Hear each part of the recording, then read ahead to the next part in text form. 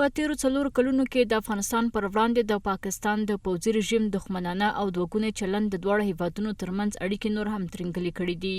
د اړیکو ترنګلتیا د سرحدي نښتو د سوداګریزو لارو د بندیدو او د اسلامي امارت پر وړاندې د پاکستان د پوځي رژیم د چارواکو لخوا د وخت او ناوخت ورونو لامل شوي دي. اوس یونما یو راپور خپور کړی چې پکې ویل شوي چې تیر کال د پاکستاني پوځي رژیم د بریدونو په پایله کې 614 افغان ملکي وګړي وژل شوي او دا شمیره د تیرو 15 کلونو په پرتله په افغانستان باندې د پاکستاني پوځي بریدونو په پایله کې د ملکي تلفاتو تر ټولو لوړه کچه څرګندوي. په راپور کې راغلي چې یوازې د 2015 کال په وروستیو 3 میاشتو کې د پاکستان پوځي رژیم او یا افغان ملکي وګړي وژلي او 400 نور یې ټپیان کړي دي. اسلامي امارت د دې راپور د تاییدولو په ترڅ کې وایي چې د پاکستان د پوځي رژیم لخوا په ټولو بریدونو کې د افغانستان په خاوره کې لوبغاړي د ښځو او ماشومانو په ګډون په نښه شوي دي.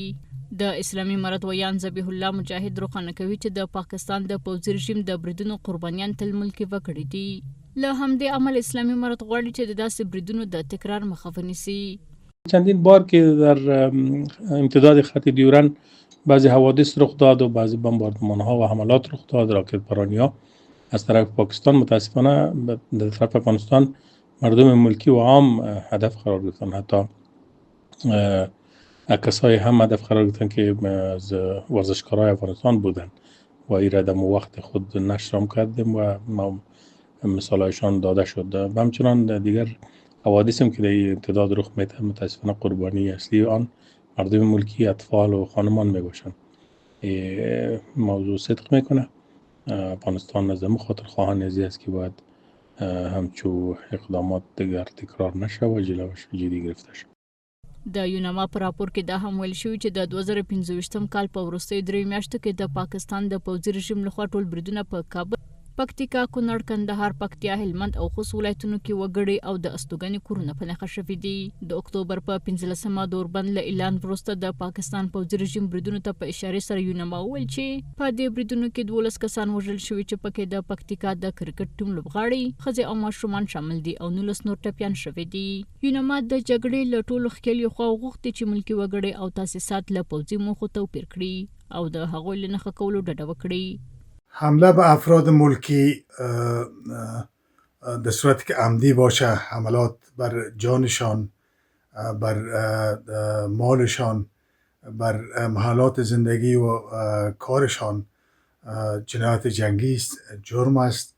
در صورتی که ثابت شود، مستندسازی شود، باید عامل این حمله به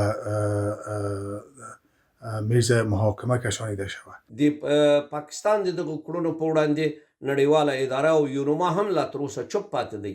نو زه ویلی شم که چیرې واقعا سړی دلته متوجه سي چې پاکستان دغه جنګ او جګړه په دغه سیمه کې د امن او د سولې او د ښه روابطو په لور روانه کړي، دا به د پاکستان په ګټه به وي، زموږ د افغانستان په ګټه وي او د نړۍ په ګټه به وي. د کابل او اسلام آباد ترمنځ سرحدي کړکېچ هغه وخت رامنځته شو کله چې د پاکستان پوځ د 2015 کال د اکتوبر په 9مه د پاکستاني طالبانو د مشر په نښه کولو په پلمه په کابل هوایي برید وکړ، چې له هغه وروسته نورولي محسود یو ویډیو خپره کړه چې پکې ویل شوي چې نوموړی د پاکستان په خاوره کې دی. اسلامي امارت د پاکستان دا کړنه د افغانستان پر خاوره یرغل وګڼلو او په پوځي ډول یې سخت غبرګون ښودلو.